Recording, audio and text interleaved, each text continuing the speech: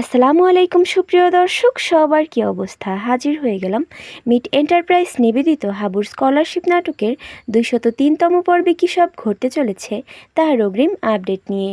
এই পর্বটিকেও মিস করবেন না, কারণ এই পর্বে আপনারা দেখতে পারবেন কাঞ্চনকে দেখা যাবে সে সেকেন্ড চেয়ারম্যানের কথা শুনতে না চাইলে তখন সেকেন্ড চেয়ারম্যান তাকে হুমকি দিতে শুরু করবে।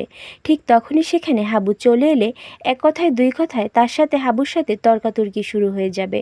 তখন সেকেন্ড চেয়ারম্যান হাবুকে বলে উঠবে, হাবু, তোর এত বড় কলিজা, সামান্য একজন জনগণ হয়ে তুই আমার মতো একজন জনপ্রতিনিধির গায়ে হাত তোলার কথা বললি।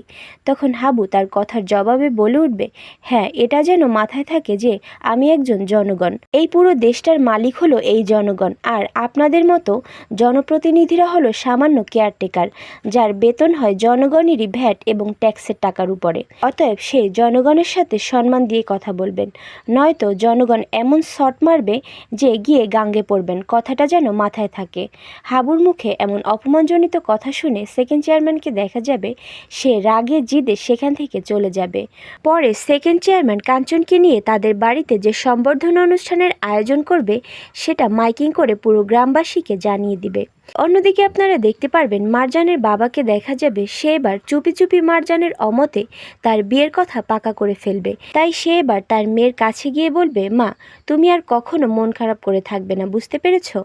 একথা শুনে মারজান বলে উঠবে, যে বাবা তার মেয়ের চাওয়া পাওয়া ইচ্ছা অনিচ্ছা কোনো কিছুরই কোনো মূল্যায়ন করে না, গুরুত্ব দেয় না, সেই বাবাই চাইছে তার মেয়ে সবসময় হাসি খুশি থাকুক, তা কিভাবে থাকবে বলো তো বাবা? তখন মারজানের বাবা বলবে, শোনো মারজান, এত কথা শুনতে চাই না, তুমি মেন্টালি প্রিপেয়ার হও, তোমাকে আমার সাথে একটা জায়গায় যেতে হবে।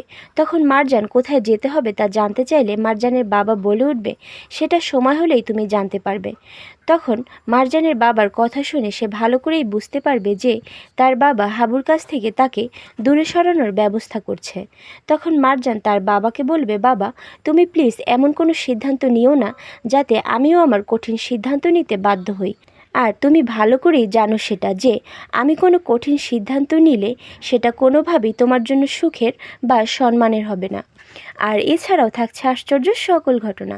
সুতরাং সবাইকে হাবুর স্কলারশিপ নাটকের আগামী পর্ব দেখার আমন্ত্রণ রইল। ধন্যবাদ।